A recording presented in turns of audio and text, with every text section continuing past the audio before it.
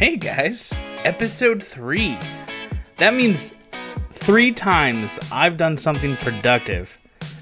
I really hope this isn't becoming a habit. Or I do. Either way, I love you, and please enjoy. Hey guys, welcome to another episode of Behind with Sydney. I'm Sydney. We just talk to people who have interesting things to say, stuff that I'm interested in personally, stuff that I'm somewhat passionate about, and maybe something I just kind of want to know a little bit more about. Today, I have a really good friend of mine, Gus. Gus, go ahead. I can't even introduce you, so can you go ahead and do it? Hey guys, my name's Gus. My full name is Augustus. People call me Gus because it's a lot easier to say than Augustus. It's kind of a mouthful. I'm 27, and I consider myself a semi-pro dungeon master. Semi-pro. Man, let's get you to the pro leagues. How we get there? Probably through some sort of you get pro leagues for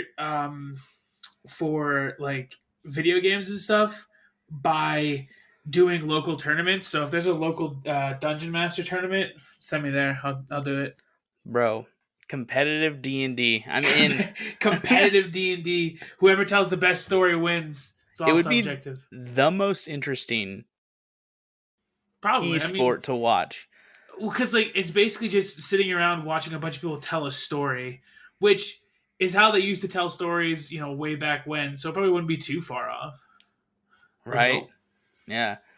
Well, so speaking of DMing, when did you get started? Ooh, so I started playing Dungeons and Dragons back when 3.5 was sort of on its way out, which was probably somewhere towards the end of my high school days. And I played one or two games, really got into it, but I never really went too far with it. I didn't play much of 4th edition.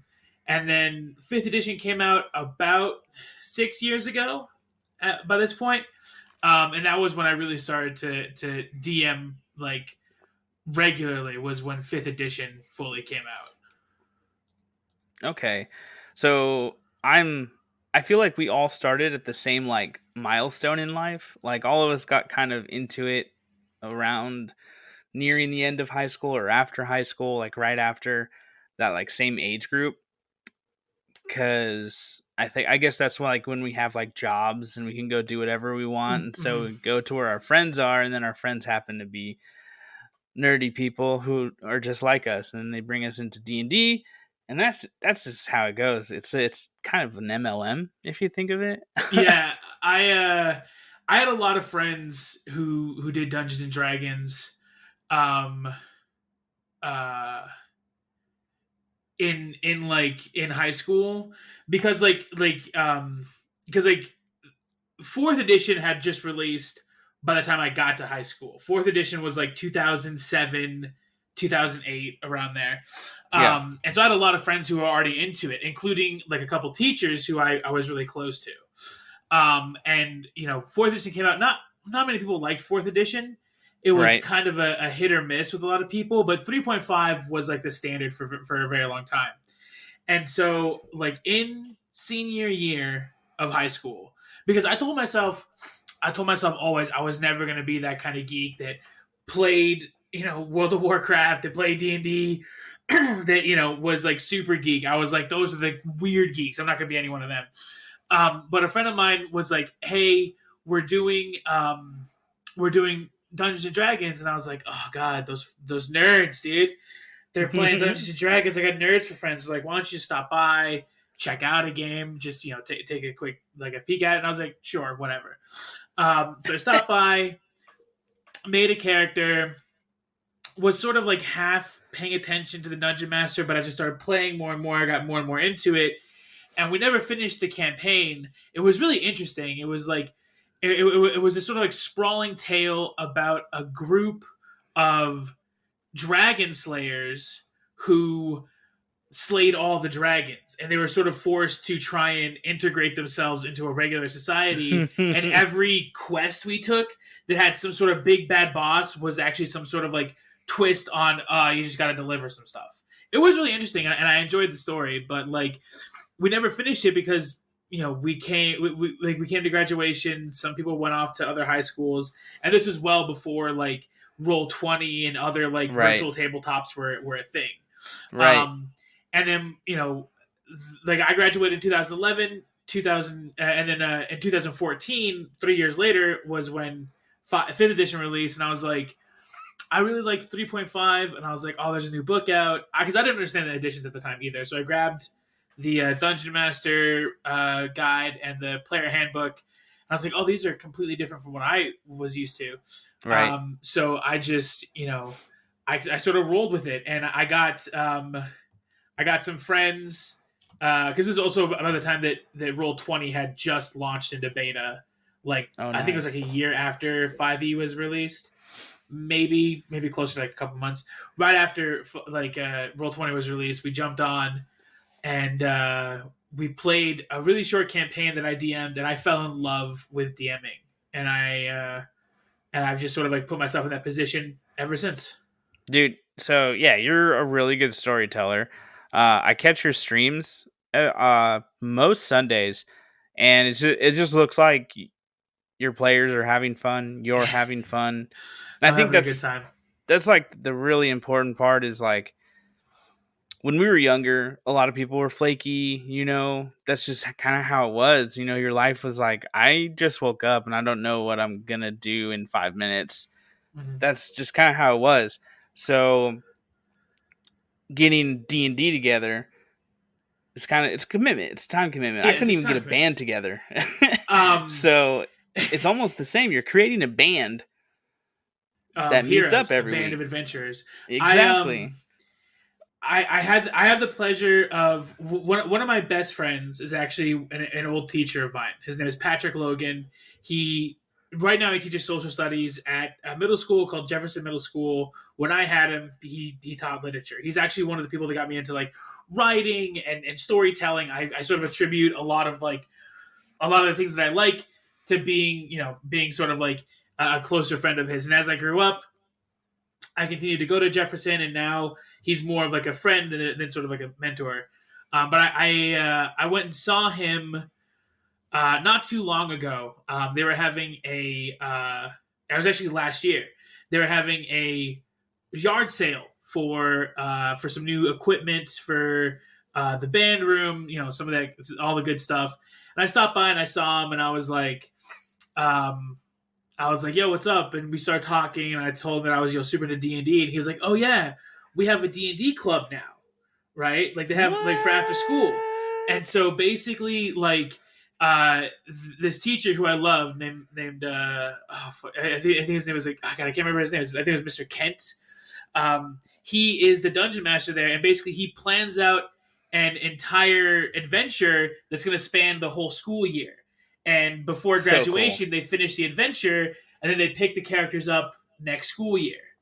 And he has one for younger kids, one for older kids, and it's a great idea. And it's so cool because it really seems like ever since the release of 5th edition, Dungeons and Dragons has sort of had this re-energized with this sort of like push back into the mainstream, this renaissance with all this stuff. And it's really great to see because I tell people all the time, if there's one thing I recommend anybody to try, it's like jump into a game of D&D just once.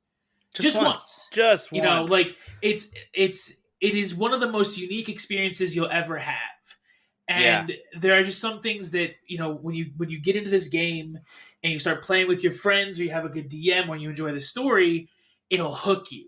Man, it gets those hooks in, and you crave more because it's such a unique experience. Yeah. And it really allows you to sort of break away from, your life more than I think a lot of other things. Dude, so you're nailing it on the head. You're literally taking my notes and you're running with them, and it's awesome. It's so good because like one of the points you brought up is like when you heard D&D, your thought was middle-aged men living in their parents' basement with pimples all over and a long ponytail, and that's who plays D&D. But then it started getting mainstream, and then it exploded. I don't know what happened, but I guess like the church finally was like, you know what? I don't know why we were fighting this thing. It's so stupid. Just do it. Yeah, people are just afraid of anything that young people are attracted to. It seems like, I mean, and I guess that's a good worry to kind of have. But like, oh man, the condemnation that the church, not the church, but like any religious group put on D&D was absolutely insane. I think, I mean, yeah, I agree with that, but I think it's also the stigma that it was just for nerds. Like, Mm-hmm. I do attribute, I think I attribute a lot of D&D's, meteoric rise these past couple years to a couple of things. Number one is the internet. Like, the internet Right. and virtual tabletops have made it easier than ever for friends to get together to play D&D.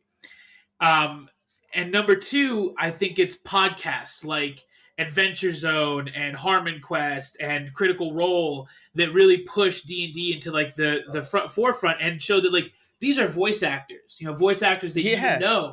These are cool people. They're not just nerds playing it. And it really Right. opened it up for a lot of people who saw D&D as this sort of like just massive nerds just playing in a basement with no friends, just whatever, Mm-hmm. just doing this stuff. And it's what really makes me happy is I love to see more girls playing. Yes. Like that is the coolest fucking thing because D&D does have a stigma of being a boys only sort of thing, a nerdy boys only sort of thing. And so when I see girls DMing or girls really getting into the game, it's always so cool because it's like it shows that like this is for everybody. It's not a boys only thing, which is what it should be. Like D&D should be for everybody.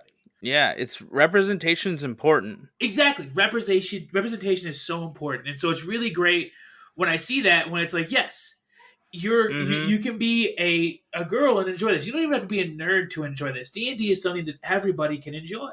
Right. And it's I just really like it when they do like artwork for the classes or for the race, and it's like this badass female character who it could be super hot looking, could be an orc, but it's so badass, and there's like representation finally, like the it becoming mainstream was the best thing for it, I think so. And one of the other things is most recently, they've talked about like the way that races are sort of talked about in D&D.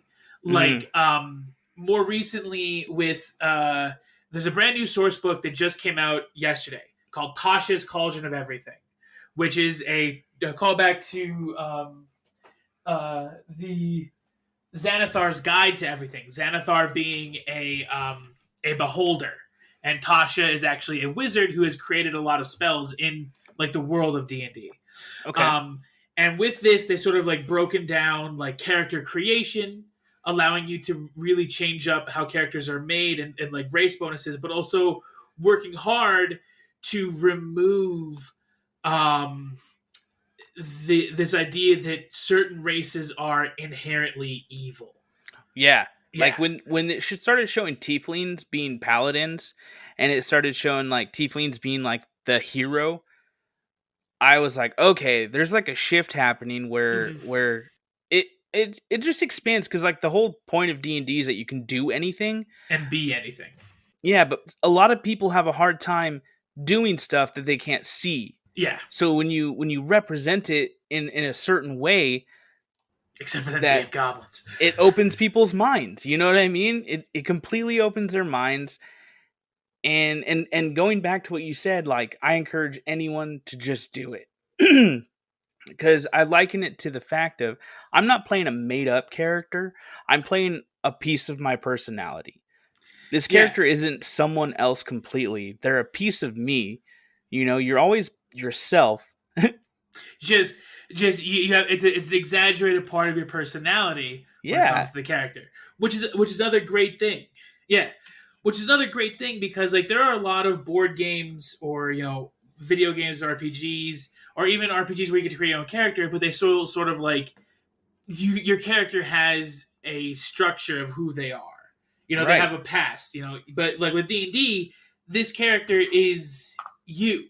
It's just a different version of you. Yeah. And it brings out something in people that like I've had people in campaigns actually cry because of what was happening. I've cried. Yeah, because you get so attached to your character, you get so emotionally invested in the story and what's happening that you can't help it. It's you're reacting yourself to these scenarios that are in front of you, and it's an experience that I think a lot of people who sort of see it as this far off thing that they'll never be able to do, or this thing that they're not, qualified to be a part of. It's sort of this, like they see it as this monolithic thing, and I think they do themselves a disservice by not, engaging with it.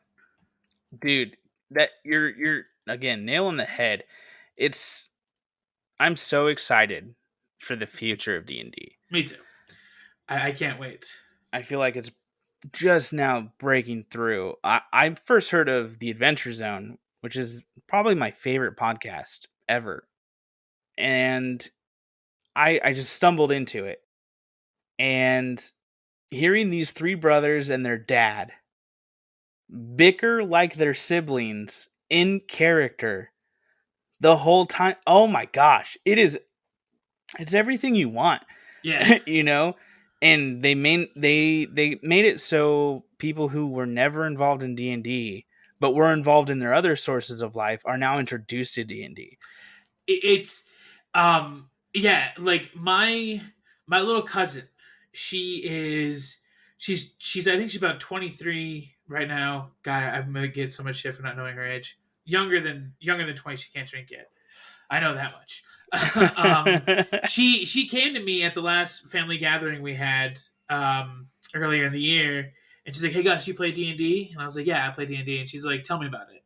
And I sort of went through the whole thing, and she's like, "If you ever like have a game in person, let me know because I'd like to try it out."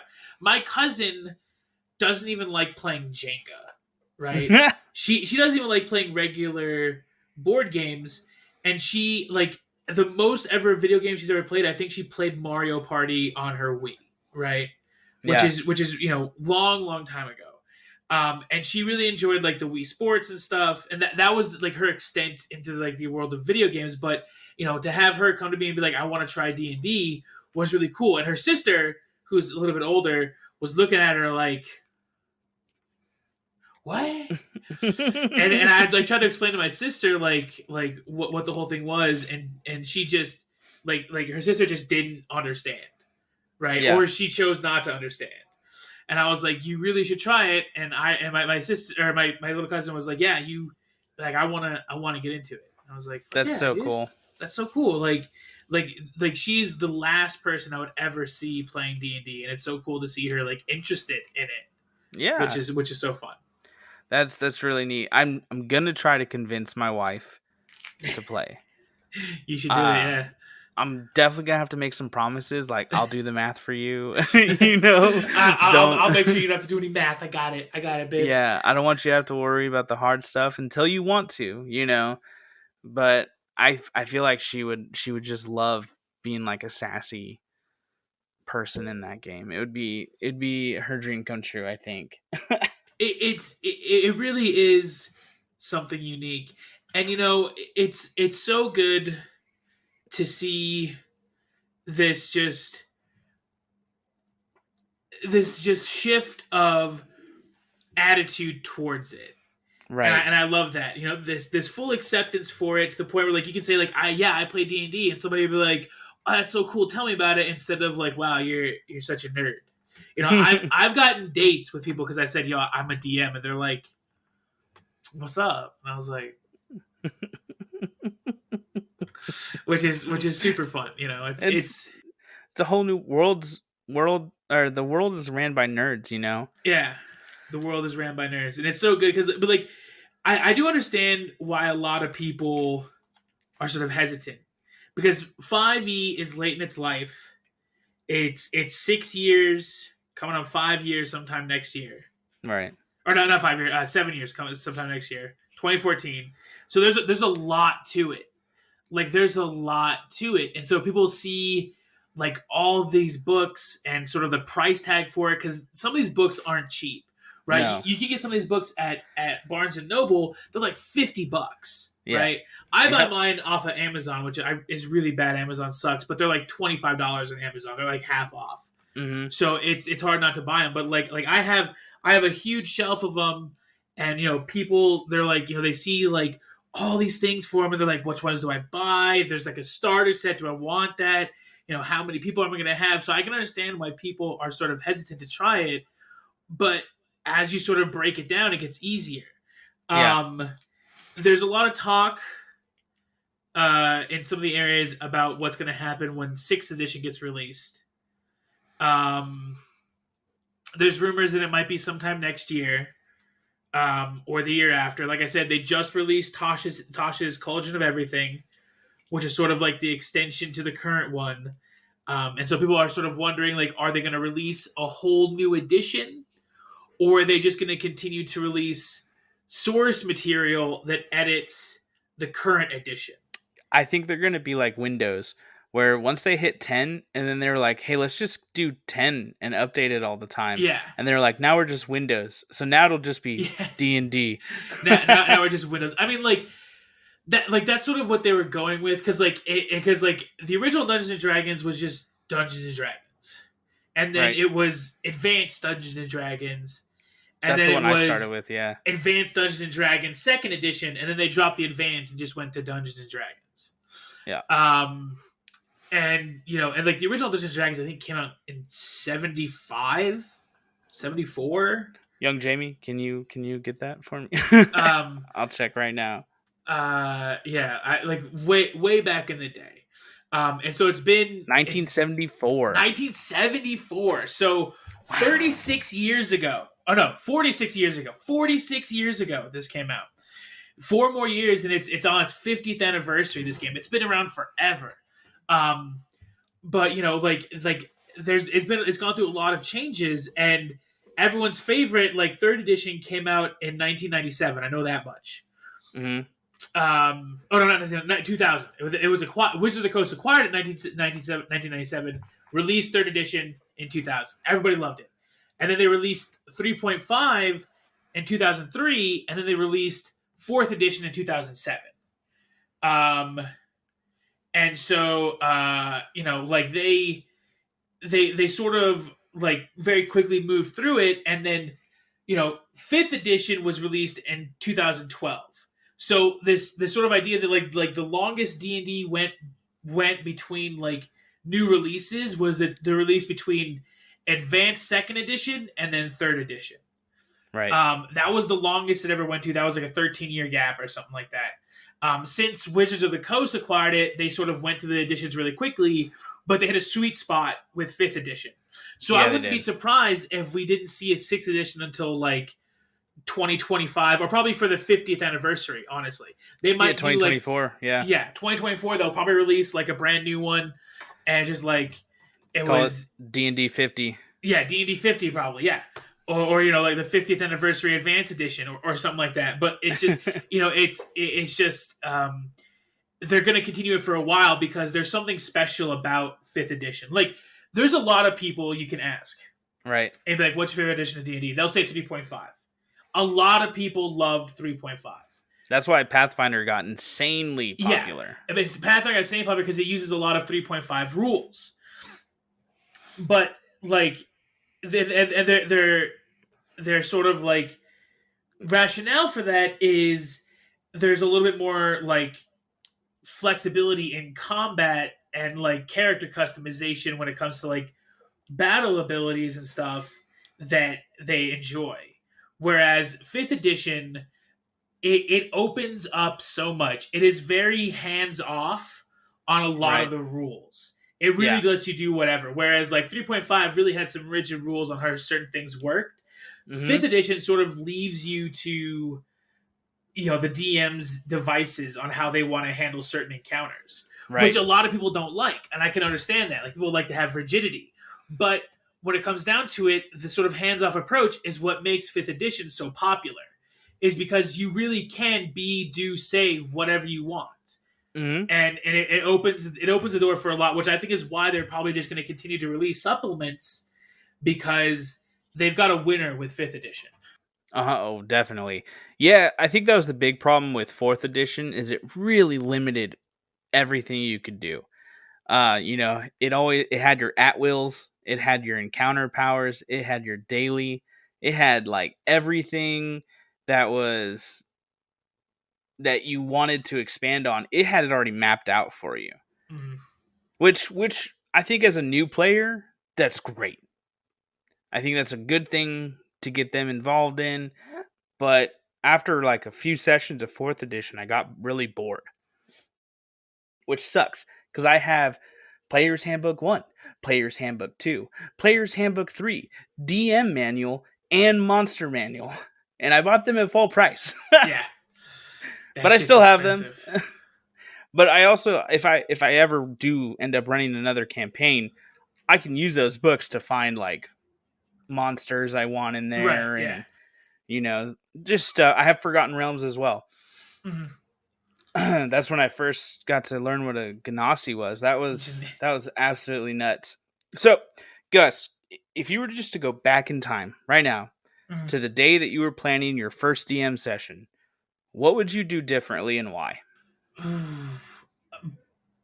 Plan it, probably.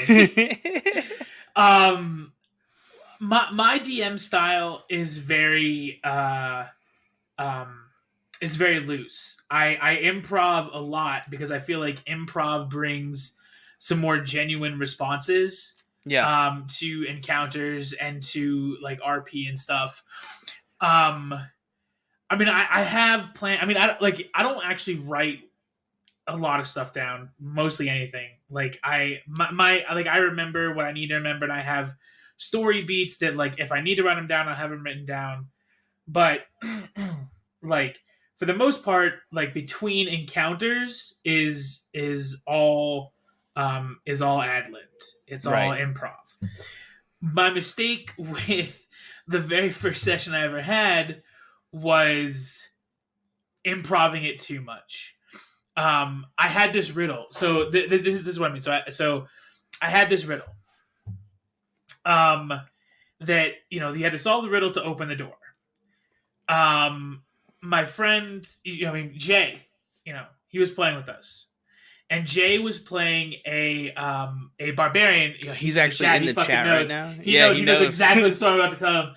He's playing a barbarian named Dave. He was playing Dave the human barbarian. Fuck, I still hate it. And so we had this fucking door, and like Jay's character had like 3 intelligence. He was a dummy, and he was just failing all these rolls. So like the other 3 party members are sitting there talking out, trying to fix it. Jay's like, I hit the door in my face. And I was like, what? He's like, I hit the door in my face. And I was like, all right, fucking roll for it. Fully expecting him to get a nat 20. And we had a fucking house rule that nat 20s are auto successes on stuff, which I have since changed because it's so dumb. So he literally broke down this magical wooden door with his barbarian face and completely ruined this whole puzzle. And then I just sort of like, the whole campaign went off the rails after that. I had nothing for that. I had absolutely nothing. The whole like, it was like a couple sessions. It was probably, I think it was like 2 or 3 or 4 sessions, something like that. It was very short because like I had fucking nothing, right? Yeah. And so it was one of those things, like, one thing I wish I had done was plan it out a little bit better. I have since learned to plan for stupidity. I've had Jay in every one of my campaigns because he's one of my favorite players. He is just a joy to have in the games. He's a joy to know in real life. And I get into arguments with him a lot, and like we are heated, but like they're always like we're always better with each other. But the thing is, like, having him in the party, I have to sort of plan around his sort of like train of logic, because he finds these like scenarios, and he finds these solutions for problems that I never even thought of, and they're better solutions than the one I had, and it makes me mad. And but like you give Jay a problem, he'll spend 2.5 hours on the dumbest solutions before coming to the right one. But they're always super great. Case in point. That's so funny. Case in point, all of some of my favorite moments in D&D have happened because of Jay. Case in point, we were playing a Star Wars campaign. And they were on the hunt for a holocron. And they needed to get onto Korriban, but they're a Republic, right? And so they met up with a separate Republic cruiser who was like, hey, we already stole a dropship for you. It's got some old codes, but you can probably get it through. And so Jay had just rolled so well to make himself the captain of their ship. So he was like, I'm doing the talking, which I can't believe he still did that. He was playing a fucking Gungan smuggler. I can only imagine, and it sounds great. Yeah. He was playing a Gungan smuggler. He managed to get himself to be the captain of the ship. And he was like, all right, I got an idea. And we're like, okay, Jay, what's your idea? He's like, we have a shuttle, but we have to get it through. So do we have a cloaking shuttle? I was like, no, we don't have a cloaking shuttle. He's like, okay. We have some people who have personal cloaking devices, right? I was like, yeah, but you need at least like 5 or 6 to cloak a whole shuttle. You've only got 2. He's like, okay. We're going to take these personal cloaking devices. We're going to hotwire them onto escape pods. And then we're going to send the 2 people who have the cloaking devices onto the planet through the escape pods that are invisible. And I was like, okay, how are you going to get the rest of the people onto the planet? Well, they'll steal a shuttle and bring it back. You already have a shuttle. He's like, but I don't want that one. That's so funny. And it was this roundabout solution to get to like this, the base solution that I had. But it was a great moment. One of my favorites. I tell that to so many people because it's so funny to me. Like, I still laugh about it. I think it's so hilarious because it's roundabout way. But like, he just has some crazy solutions to problems, and I love having him in every game because it's always such a treat to have him just bring these sort of off the wall ideas to the group, you know? Yeah. Which is just game breakers are always usually the funnest. Always. So I have to ask everybody when they come on, and you have to tell me honestly, are you for or against the party? It depends. So as the storyteller, I am for the story. Right. When we're in combat, and I'm playing the villains, I'm of course against the party. But when we're in the world doing RP, I'm for what pushes the story forward. But I do my damnedest to make the party think that I'm always against them.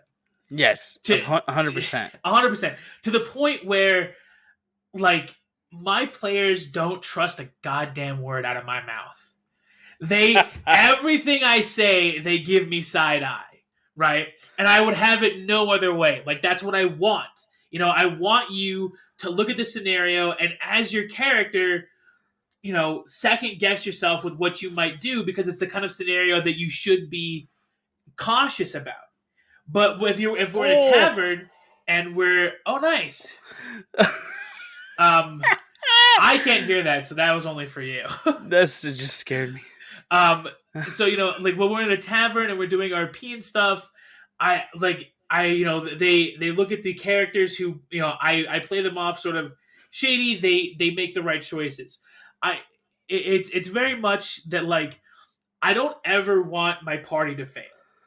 You know, right. I want my party to get through the story and get to the end because the sense of originally I was like, I'm sure every fledgling DM when they first start off, they have this idea that it's them versus the players, which is that's a new DM mindset. That's how it works, right? But as you start playing more, you know, you start looking at the stories that either you create or the stories that you read, and you realize you want to get through them. And so you start to get this mindset. I was like, well, I want them to get to the end, so I have to sort of play it more subdued, right? Okay. And so it's very much like I don't want to kill you, but I'm not going to let you get away with making stupid choices. Right. I'm right? not going to pull punches. Right. Like if you make a dumb choice, I'm gonna make you pay for that choice. You're gonna have consequences, but I'm definitely not like I'm not looking for those. right. Yeah, yeah. I'm not looking to just randomly punish you. Right. I'm punishing you for the choices that you have made. Right. For those of you listening, one of the awesome people in chat donated 100 bits to enhance the experience with a scream noise, and that is why I freaked out. Might have to turn those off during the podcast. Yes, maybe. So, speaking of like the stories and wanting to get through them, do you plan on like publishing anything? I've thought about it, but like if I did, it'd have to be something solely mine. I wouldn't be able to use like any of the pre-made stuff because D&D has plenty of pre-made campaigns, campaign books, Curse of Strahd, Dragon Heist, Storm King's Thunder, the Rise of Tiamat, Tomb of Annihilation, all so great.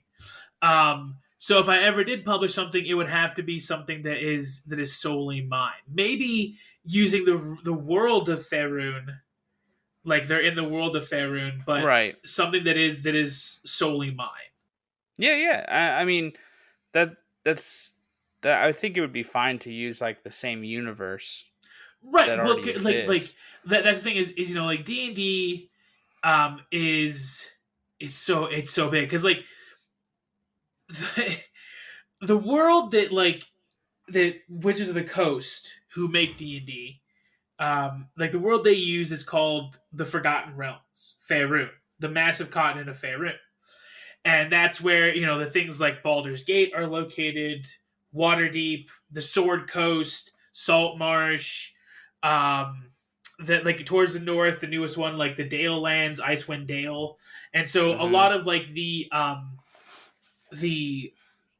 stories that they publish for books they take place in Faerun, but like D&D is a multiverse. There's lots of worlds like separate from Faerun in a completely different universe. There's Eberron.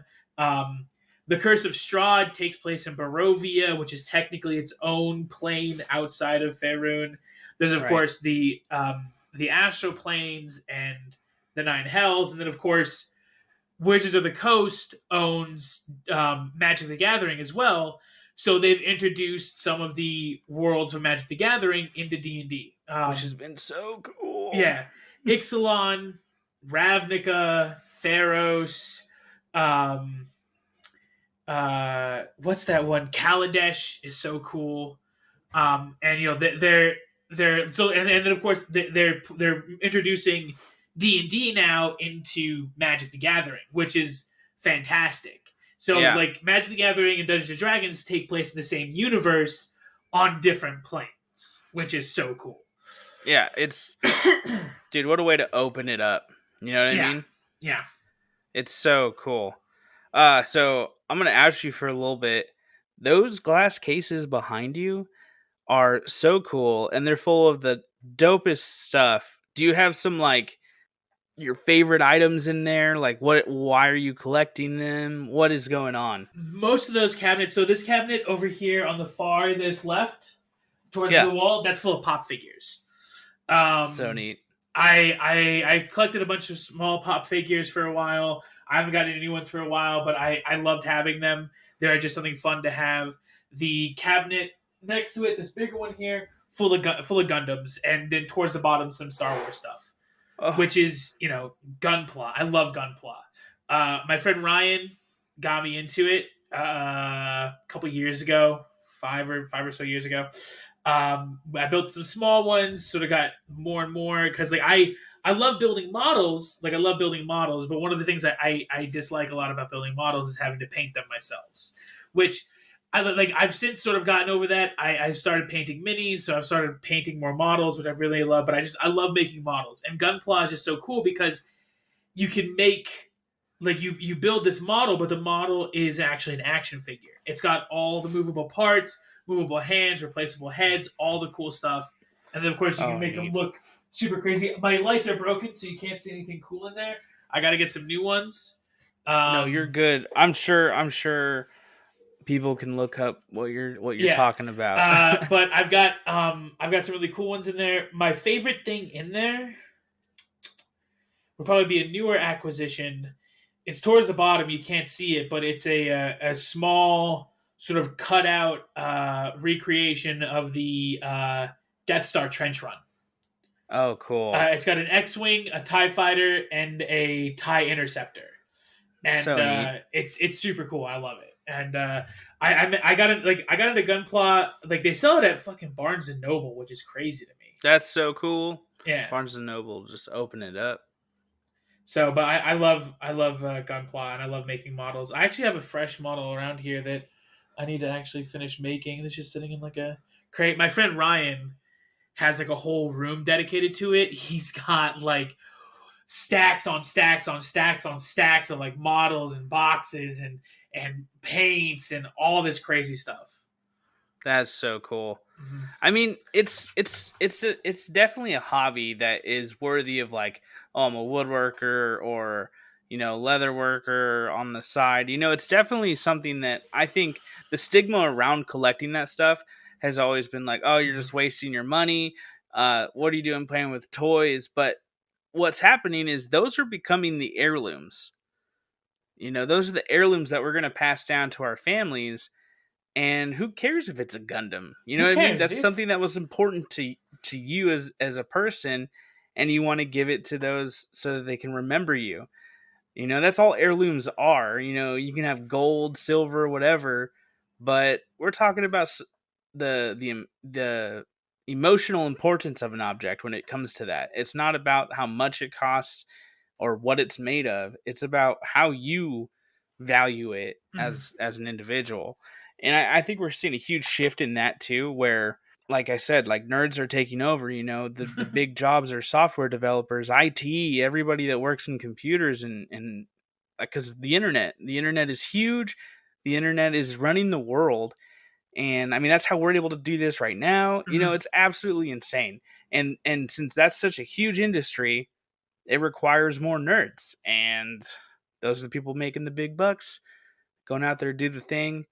And I think we're going to see a more shift as we get older. And I'm so excited for the future. I want my hoverboard. Give me my hoverboard. Okay, so to end this, what Mm, we're gonna do you have a D20 on you? I do. I actually have. I literally just put my bag of dice. Every DM needs more dice than they ever think they'll need. I have just a huge thing of I don't even know how many dice are in here, honestly. Like I'd have to go through and count them, but like it's a cool like isn't this a cool dice bag though? Like That's sweet pretty neat, man. chainmail, dude. This was like $20. I bought it from a local game store. Fucking so Yeah. good. So I shared my screen because I actually don't have any physical dice near me, and we're gonna roll. We're each gonna roll a D20, and it's Mm-hmm. just gonna be a straight roll. And this roll is gonna be for who is going to have the longest hair by the end of 2020. Ooh, I'm already ahead of you right now because like Things it, happen, man. Things hold on. ninjas in the night. Snip, I, snip. You never I've know. got I've got my hair in a bun right now. Here, let's see. Oh yeah, it's beautiful. The locks. The See, I'm locks, dude. I'm almost ready for the man bun, but I keep just making it a helmet to Nice. protect my head. So I got this haircut like because like I was like I always wanted like an undercut and I was like fuck it I'm just gonna do it and I just kept like the hair on my head as long as I wanted to be like the amount of hair they cut off though like it was like down to here dude it was ridiculous. dude, I want my hair to go out that long again. Okay, so as the guest, I'm going to let you go first. Okay. 12. 12. So I'm 0 for 3. Let's I see have if you can not give me won one of these yet. So here's hoping. 13! Ooh. It's gonna happen. I'm gonna push like Mr. Potato, and my hair is gonna grow out. It's like, what happened? He blew an eardrum. Well, Gus, do you have any ways people can reach you, people can watch you? Any promotions you got going on? Let us know right now. Promotions. I mean, I've got a Twitch channel, twitch.tv/DMDBeast, DMDBeast. So I stream every Sunday. The game we're doing, Curse of Strahd. Super fun. Love Curse of Strahd. It's super exciting, y'all. Please go check it out. Yeah, it's super fun, and of course, I've got that's about the only thing. Like, I have a Twitter, but I'm not very active on it. And then I've got Discord, which is just. I mean, if you're looking to reach me, probably Twitch is the best one to do. For sure. And you guys can reach me at GoodGoodBoy7 on Twitter. You can find me on Twitch at GoodGoodBoy123. Hit me up in one of those, and once we get some more social medias out there, we'll let you know what they are. But thank you guys for listening, and Gus, thank you again for coming on. It was a blast. Always a pleasure, dude. I think since I'm joining you on Sundays, I think maybe after a couple months we should revisit and see if you have any more insight.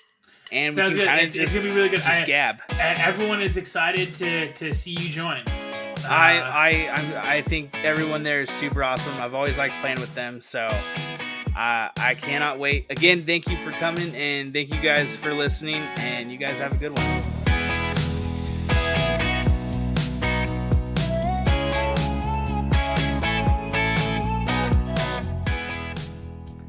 Quick note, Behind the Behind now has its own Twitter. You can find us at BTBehind. If you have a super interesting story or you know someone that does, email us at btbehind@gmail.com. Guys, thank you so much for listening.